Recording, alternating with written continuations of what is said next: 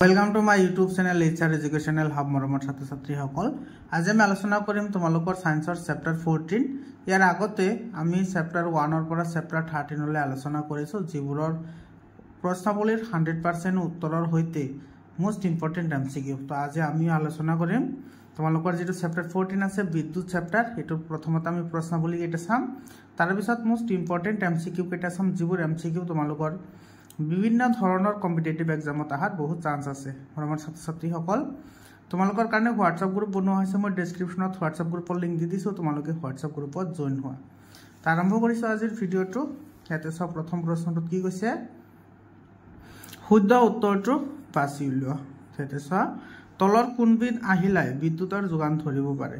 তা আমি সকলোৱে জানো যে বৈদ্যুতিক কোষ বা ব্যাটাৰী এইবোৰে বিদ্যুতৰ যোগান ধৰিব পাৰে। গতিকে আমাৰ এ নম্বৰ অপশনটো কাৰেক্ট অপশন হ'ব। তাৰ পিছত 2 নম্বৰ প্ৰশ্নটো চোৱা।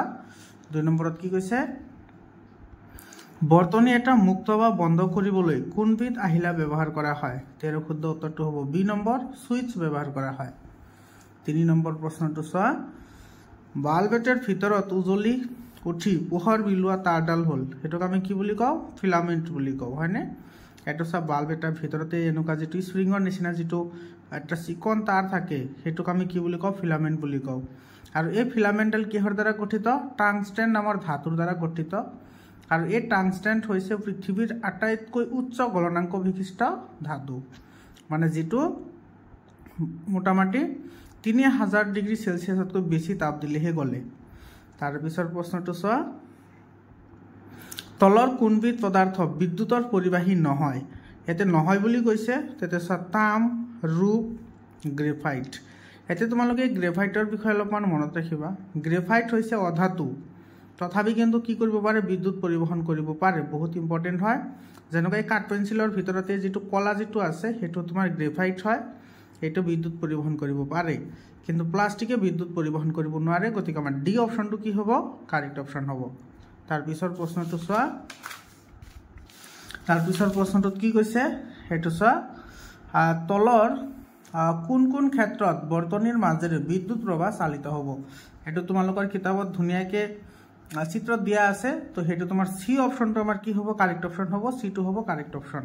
ইয়াৰ পিছত চোৱা 2 নম্বৰ কৈছে চমু উত্তৰ দিয়া। চমুকৈ উত্তৰ লিখিব দিছে। তো প্ৰথম প্ৰশ্নটো কি কৈছে চোৱা বিদ্যুৎ প্ৰবাহ কোনটো মেৰুৰ পৰা কোনটো মেৰুলৈ প্ৰবাহিত হয়। এটোৰ এনসাৰ হ'ব বিদ্যুৎ প্ৰবাহৰ দিশ ধনাত্মক মেৰুৰ পৰা ঋণাত্মক মেৰুলৈ প্ৰবাহিত হয়।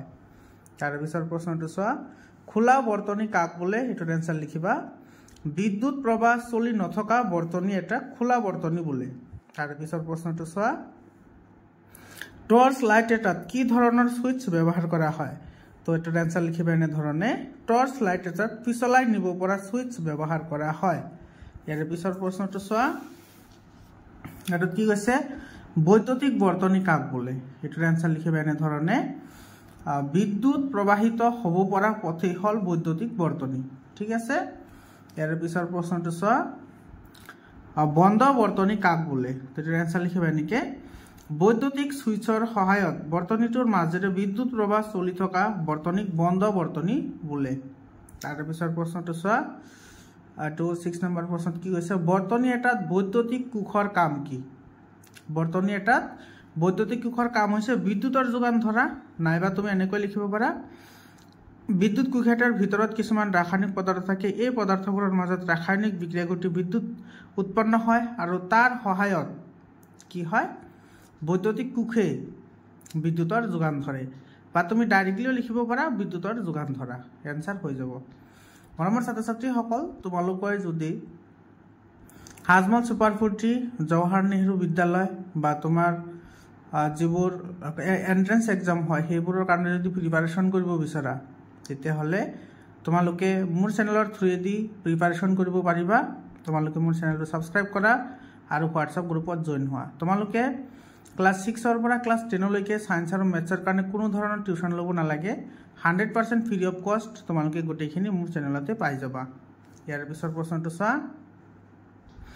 বৰ্তনী এটা সুইচৰ কাম কি। ঠিক আছে। তো এটোৰ এনসাৰ লিখিবা এনেদৰে বৰ্তনী এটা সুইচৰ কাম হ'ল বিদ্যুৎ প্ৰবাহিত কৰা বা বন্ধ কৰা। এটাৰ অ্যান্সাৰ এইখিনি লিখিলে হয়ে যাব। তো বৰ্তনী এটা সুইচৰ কাম হল বিদ্যুতৰ প্ৰবাহিত কৰা বা বন্ধ কৰা। তাৰ পিছৰ প্ৰশ্নটো চোৱা, বিদ্যুৎ ব্যবহার হওয়া দুবিধ আহিলার নাম লিখা। একেবারে সিম্পল কোয়েশ্চন হয়। বিদ্যুৎ ক'ত ক'ত ব্যবহার হয়? আমার ঘৰত যেটো সিলিং ফ্যান আছে সেইটো তোমাৰ বিদ্যুতেৰ সহায়ত চলে। তাৰপিছত তোমাৰ ঘৰত থকা টিভিটো বিদ্যুতেৰ সহায়ত চলে। তাৰপিছত ৰেফ্ৰিজাৰেটৰ বিদ্যুতেৰ সহায়ত চলে। তাৰপিছত তোমাৰ মোটর তোমার কি করে বিদ্যুতের সহায়ত চলে। তো যিকোনো দুটা লিখিলে হয়ে যাব। তোমালোকে যিকোনো দুটা লিখি দিবা, এনসার হয়ে যাব। ইয়াতে চোৱা, তুমি এনেদৰে লিখিব পাৰা বাল্ব, ফ্যান, ফ্ৰিজ, মোবাইল, ৰেলগাড়ি এইবোৰ বিদ্যুতেৰ সহায়ত চলে। তাৰ পিছৰ প্ৰশ্নটো চোৱা, দেৱাল ঘড়ী এটা বিদ্যুৎ ক'ৰ পৰা পায়? তো এটাৰ এনসাৰ লিখিবা দেৱাল ঘড়ী এটা বিদ্যুৎ ব্যাটাৰিৰ পৰা পায়। তাৰ পিছৰ প্ৰশ্নটো চোৱা, বিদ্যুৎ কোষ এটার মেরু দুটার নাম কি? আমি জানো যে বিদ্যুৎ কোষ দুটা মেরু থাকে। এটা হচ্ছে ধনাত্মক মেরু য'ত তোমার প্লাস সাইন থাকে, আৰু এটা হচ্ছে ঋণাত্মক মেৰু য'ত নিগেটিভ সাইন থাকে।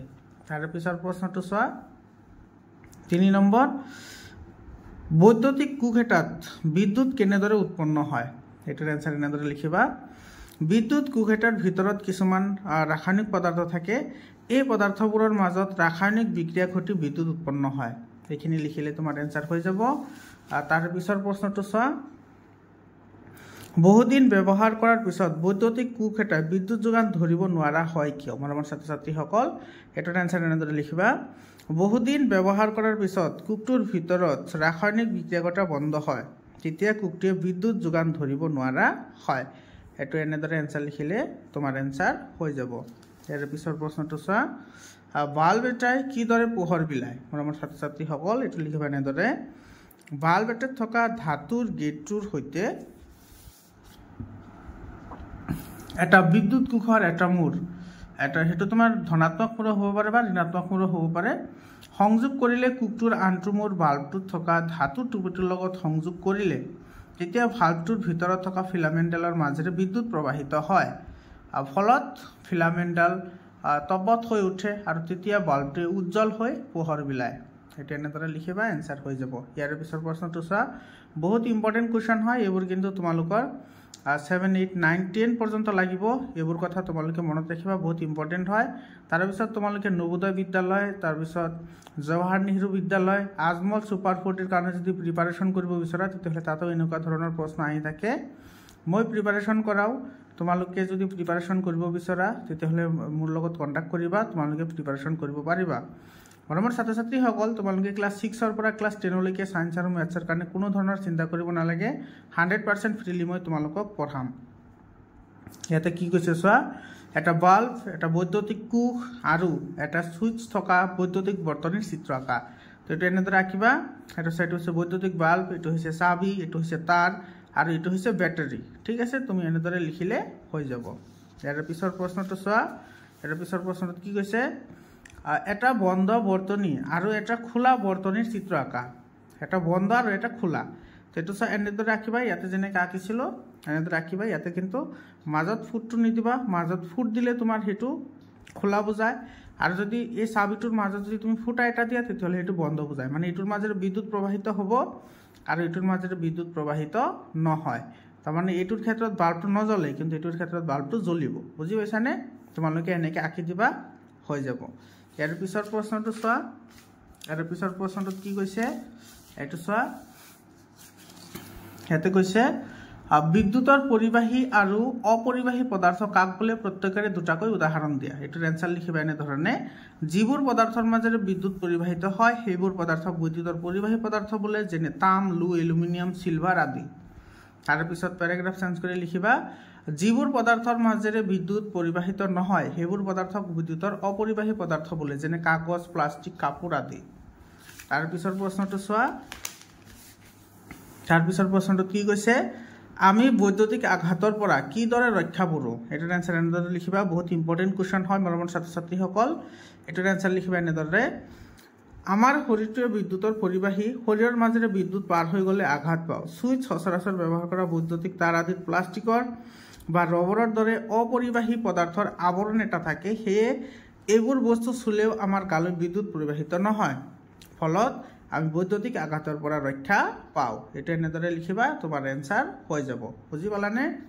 তাৰে পিছৰ প্ৰশ্নটো চোৱা এটো কি কৈছে এটা টৰ্চৰ চিত্ৰ আঁকা এটো তোমালোকৰ কিতাপত ধুনিয়াকে দিয়া আছে টৰ্চৰ চিত্ৰ তোমালোকে হেতু আঁকি দিবা হৈ যাব তাৰে পিছৰ প্ৰশ্নটো চোৱা টৰ্চ ভালভেটৰ ভিতৰত চিত্ৰ আঁকা আৰু তাৰ অংশবোৰ চিনাক্তকৰণ কৰা এটো তোমালোকৰ কিতাপত ধুনিয়াকে দিয়া আছে তোমালোকে তাতে চাই তোমালোকে চিত্ৰটো আঁকি লবা তাৰে পিছৰ প্ৰশ্নটো চোৱা বৈদ্যুতিক সুইচ এটাই কেনেদৰে কাম কৰে এটোৰ আনসাৰ লিখিবা এনেদৰে বৈদ্যুতিক সুইচৰ সহায়ত বৰ্তনীত বিদ্যুৎ প্ৰবাহ চালিত কৰা হয় বা বন্ধ কৰা হয় এটোৰ আনসাৰ এনেদৰে লিখিবা তাৰ পিছৰ প্ৰশ্নটো চোৱা বৈদ্যুতিক তাৰত অপৰিবাহী পদাৰ্থৰ আৱৰণ দিয়া হয় কিয় তোমালোকে দেখাই পাইছা যে আমাৰ ঘৰত বা আমাৰ ওচৰে পাজৰে যিবোৰ বিদ্যুতৰ তাৰ আছে সেই বিদ্যুতৰ তাৰবোৰত সদায় কি কৰে ওপৰত এটা আৱৰণ দিয়া থাকে আৰু সেই আৱৰণটো কিহৰ কাৰণে দিয়া হয় হেতু আমাক খুদিছে এটোৰ আনসাৰ লিখিবা এনেদৰে বৈদ্যুতিক আহিলাবোৰত অপৰিবাহী পদাৰ্থৰ আৱৰণ থকা বাবে আমি বৈদ্যুতিক আঘাত পোৱাৰ পৰা ৰক্ষা পৰো সেইভাবে তাৰত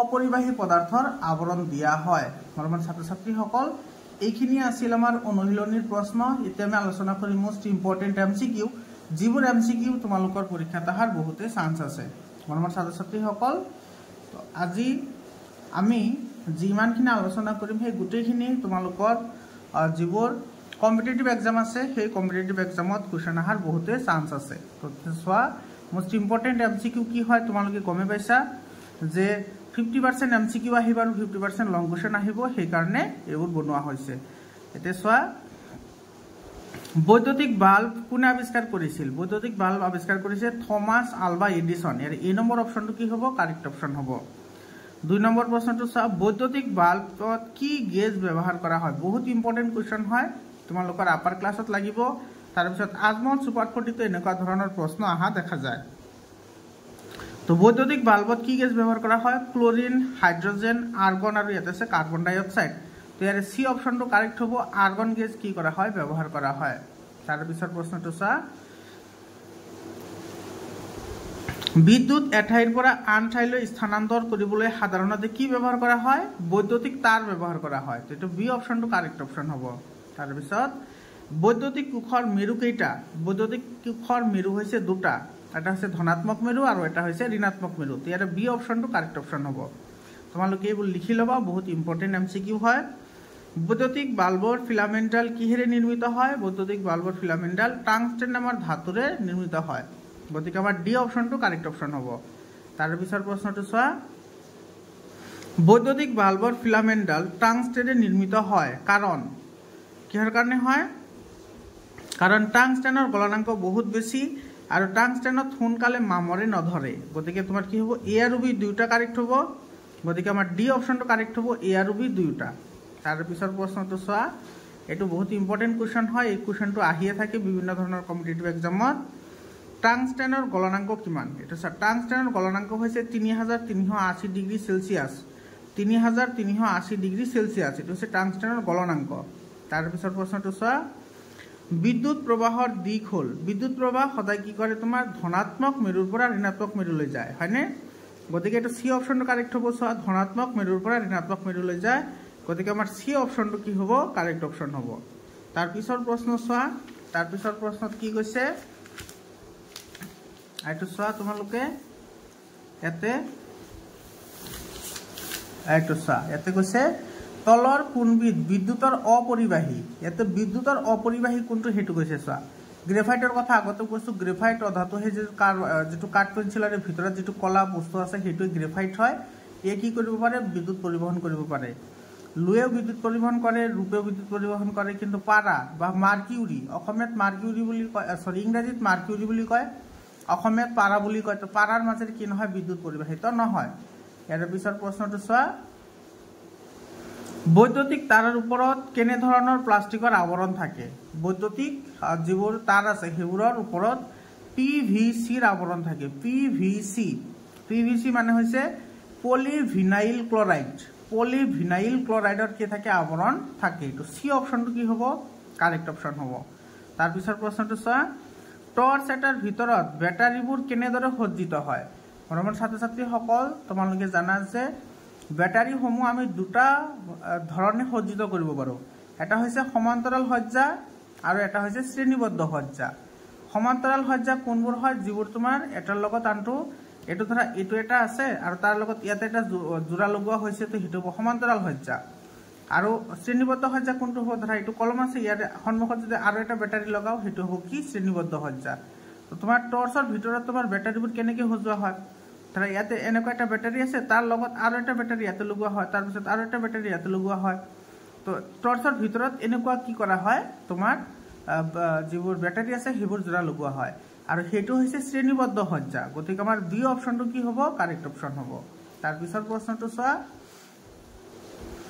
বেটাৰীৰ কাম হ'ল বেটাৰীৰ কাম কি বেটাৰীৰ কাম হৈছে বিদ্যুতৰ যোগান ধৰা তাৰপিছত বিদ্যুৎ সঞ্চয় কৰা এই দুয়োটা ঠিক আছে বিদ্যুতৰ যোগান ধৰা লগতে বিদ্যুৎ সঞ্চয় কৰা মানে আমি বিদ্যুৎ ষ্ট'ৰ কৰি ৰাখিব পাৰোঁ মানে বেটাৰী চাৰ্জো কৰিব পাৰোঁ গতিকে আমাৰ কি হ'ব ডি অপশ্যনটো কাৰেক্ট হ'ব এ আৰু বি দুয়োটা তাৰপিছত প্ৰশ্নটো চোৱা আমাৰ ঘৰত ব্যৱহাৰ কৰা বিদ্যুৎ হ'ল আমি যিটো ঘৰত বিদ্যুৎ ব্যৱহাৰ কৰোঁ সেই বিদ্যুৎটো তোমাৰ কি হয় চা বিদ্যুৎ প্ৰধানকৈ দুই প্ৰকাৰৰ এটা হৈছে ডিসি কারেন্ট অর্থাৎ ডাইরেক্ট কারেন্ট আর এটা হচ্ছে এসি কারেন্ট অর্থাৎ অল্টারনেটিভ কারেন্ট ঠিক আছে তো এটা হচ্ছে তোমার ডিসি মানে হচ্ছে প্রত্যক্ষ প্রবাহ আর এসি মানে হচ্ছে পরোক্ষ প্রবাহ তো তোমার কি হয়েছে কি হবো এটা তো এটা হবো তোমার বি অপশনটা কারেক্ট অপশন হবো এটা পরোক্ষ প্রবাহ হবো তার পিছৰ প্ৰশ্নটো চা বিদ্যুৎ প্ৰবাহিত হওয়া পথক কি বুলি কোৱা হয় বৰ্তনী বুলি কোৱা হয় গতিকে এ নম্বৰ অপশনটো আমাৰ কাৰেক্ট অপশন হবো সৌৰপুখ মানে কি সোলাৰ তো সোলাৰ এটাই কোৰ পৰা বিদ্যুৎ উৎপাদন কৰে সোলাৰ এটা তোমালোকে সকলে জানা যে সূৰ্যৰ পোহৰত থকা যিখিনি তাপ থাকে সেই তাপখিনি শোষণ কৰি বিদ্যুৎ উৎপাদন কৰে গতিকে আমাৰ সি অপশনটো কি হ'ব কাৰেক্ট অপশন হ'ব তোমালোকে জানাই এইটো যে সোলাৰ এটাই ৰ'দ নহলে কি কৰিব নোৱাৰে বিদ্যুৎ উৎপন্ন কৰিব নোৱাৰে অৰ্থাৎ সোলাৰে কাৰ্য কৰিবলৈ হলে আমাৰ সূৰ্যৰ পোহৰ লাগিব গতিকে সি অপশনটো কি হ'ব কাৰেক্ট অপশন হব মৰমৰ ছাত্ৰ ছাত্ৰীসকল তো এইখিনি আছিল মোস্ট ইম্পৰ্টেন্ট এমসিকিউ আৰু তোমাৰ অনুশীলনীৰ এনসাৰ তোমালোকৰ যদি পিডিএফ ফাইল লাগে তোমালোকে পিডিএফ ফাইল পাই যাবা তোমালোকে হোৱাটছআপ গ্ৰুপত জয়েন হোৱা মই ডেসক্ৰিপশনত হোৱাটছআপ গ্ৰুপৰ লিংক দি দিছো মৰমৰ ছাত্ৰ ছাত্ৰীসকল তোমালোকে ক্লাস 6 ৰ পৰা ক্লাস 10 লৈকে science maths Assamese social science ইবোৰৰ কাৰণে কোনো চিন্তা কৰিব নালাগে 100% ফ্ৰী অফ কষ্ট মই তোমালোকক পঢ়াম তো আজিৰ কাৰণে এইখিনিয়ে আকৌ লগ পাম বেলেগ এটা ভিডিঅ লৈ ধন্যবাদ